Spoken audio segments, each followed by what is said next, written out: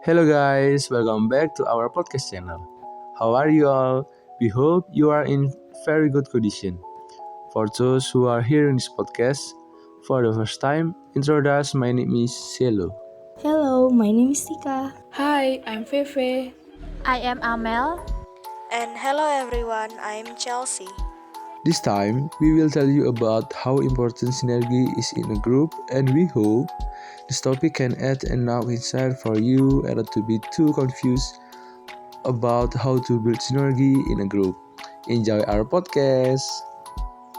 Manusia adalah makhluk sosial yang saling bergantung antara yang satu dengan yang lainnya. Dalam hal berinteraksi, manusia melakukan komunikasi, baik secara pribadi maupun secara tim atau grup. Kita bisa mengetahui bahwa di dalam sebuah grup diperlukan kerjasama, kekompakan, dan sinergisitas yang tinggi antar anggotanya.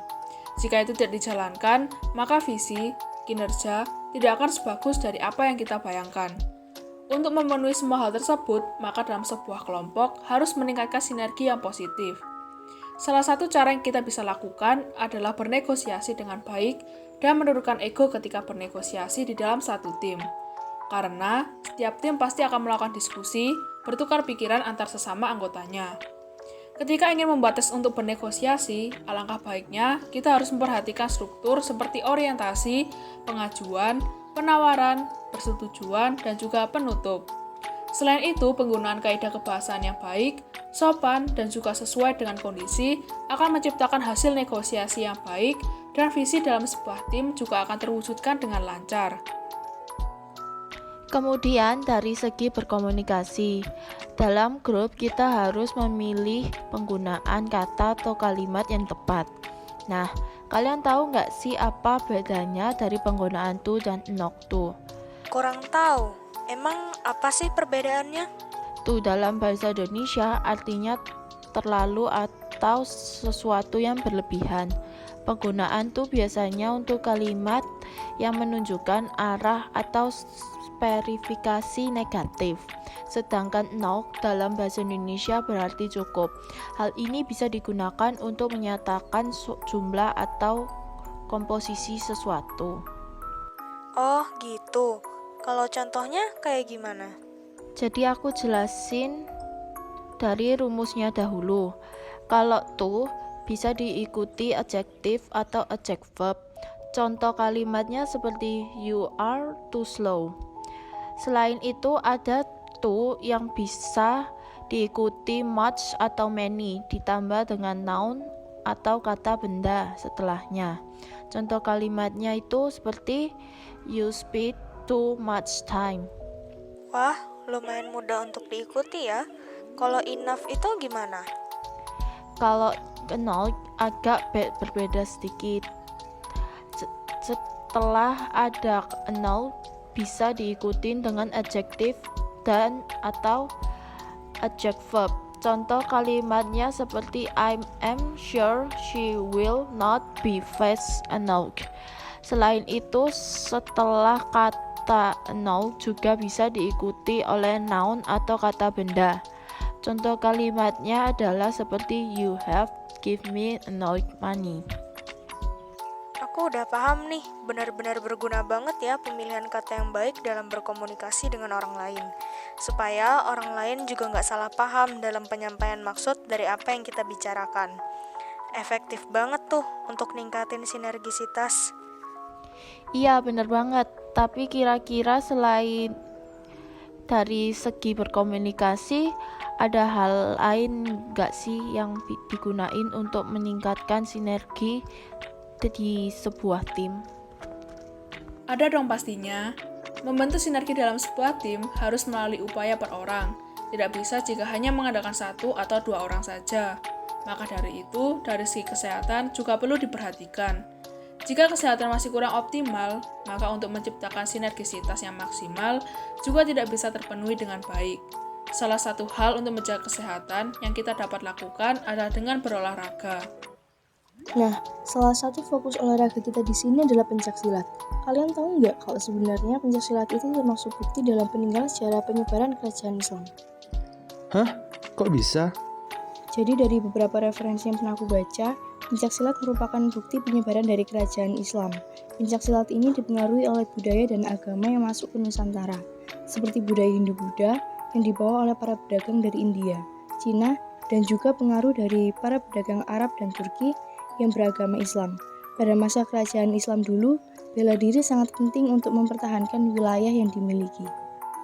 Dari kajian sejarah yang ada bahwa ada 2 sumber besar silat yang mempengaruhi perkembangan silat di Nusantara, yaitu silat dari Minangkabau dan silat dari Tatar Pasundan.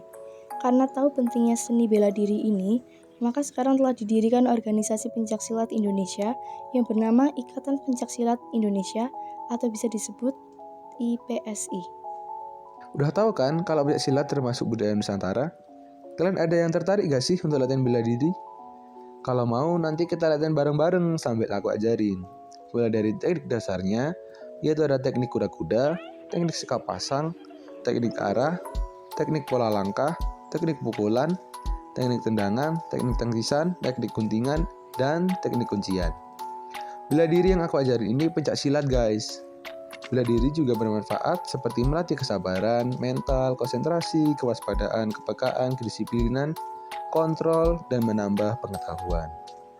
Tahu gak sih guys, pencaksilat ini salah satu kesenian dan juga olahraga yang berasal dari Asia Tenggara. Sampai tersebar di negara Vietnam, dan Vietnam bisa menghasilkan pesilat-pesilat yang sangat berkualitas dan mendirikan organisasi pencaksilat di Indonesia, atau bisa disebut IPSI. Akhirnya, pencaksilat tersebar di seluruh wilayah Nusantara pada abad 7 Masehi. Penyebaran pencaksilat tersebar juga karena keterampilan dari suku-suku di Indonesia. Keterampilannya itu kayak waktu perang. Mereka menggunakan parang, perisai. Kita kembali lagi ke teknik dasar tadi. Jadi, yang pertama ada teknik kuda-kuda. Nah, kuda-kuda adalah posisi memapak kaki untuk memperkokoh posisi tubuh. Kuda-kuda berfungsi untuk memopong tubuh agar tidak mudah dijatuhkan. Selanjutnya, teknik sikap siap pasang adalah sikap siap menghadapi guys. Jadi, biar kalian bisa tahu dan sigap mengeluarkan teknik-teknik lain seperti menyerang atau untuk pertahanan. Ketiga, teknik arah adalah tujuan kalian mengarahkan serangan atau pertahanan kalian. Keempat, teknik langkah. Nah, pola langkah pencaksilat dibagi dalam langkah lurus, langkah samping, langkah serong, langkah silang, langkah pilin, dan langkah putar. Ini berguna untuk menentukan langkah yang akan kalian gunakan. Sekarang yang kelima ini ada teknik pukulan yang berfungsi untuk menyerang. Teknik pukulan juga ada beberapa seperti teknik langkah, yaitu pukulan depan, pukulan samping, pukulan sangkol, dan pukulan lingkar. Selanjutnya teknik tendangan. Dalam hal ini kita membutuhkan kekuatan dan kecepatan agar bisa menyerang. Ketujuh, juga ada teknik tangkisan untuk menghalau serangan musuh. Teknik tangkisan bisa menggunakan tangan, lengan, siku, dan kaki.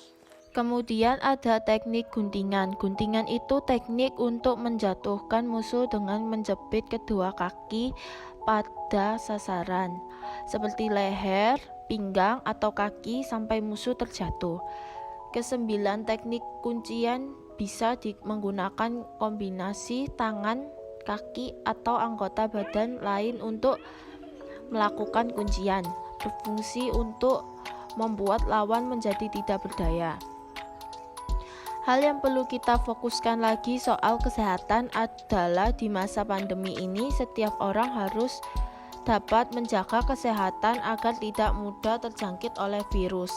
Dalam menjaga kesehatan tersebut, kita dapat sikapi dengan melakukan vaksin dan menerapkan pola hidup yang sehat. Kira-kira pola hidup sehat seperti apa sih yang harus kita terapkan?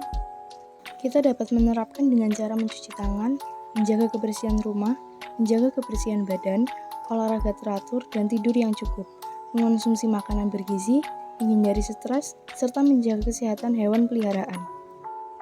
Ngomong-ngomong, kenapa kita juga harus menjaga kesehatan hewan peliharaan?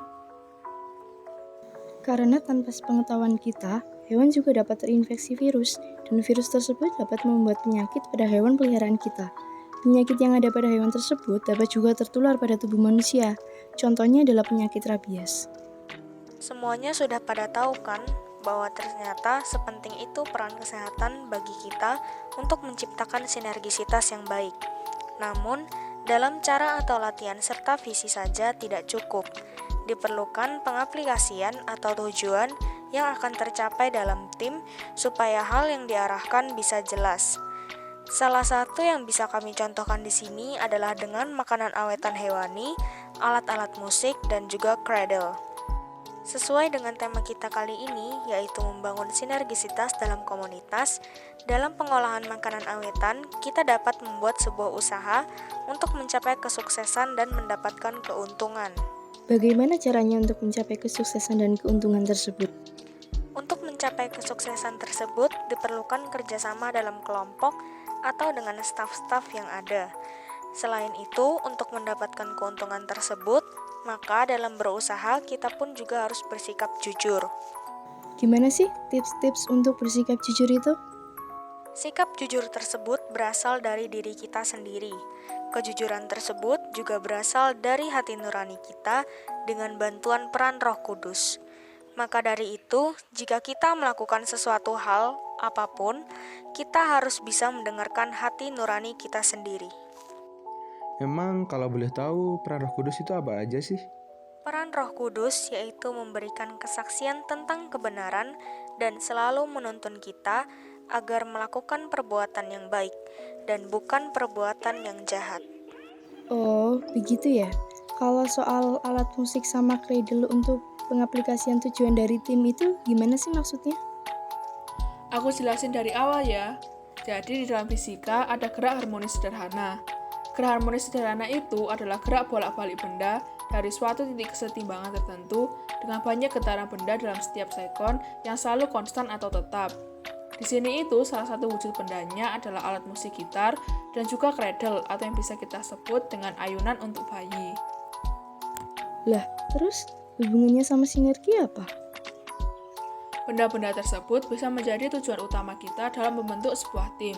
Misalkan kita bisa membuat tim untuk memproduksi alat musik gitar dan tim untuk membuat ayunan bayi yang menerapkan ilmu-ilmu fisika tadi. Jadi, selain kita tahu wawasan akademis soal benda tersebut, kita juga bisa meningkatkan sinergisitas dengan alternatif itu. Gimana nih guys? Udah nggak perlu khawatir kan kalau kalian sekarang atau kedepannya nanti harus bekerja sama dalam sebuah grup?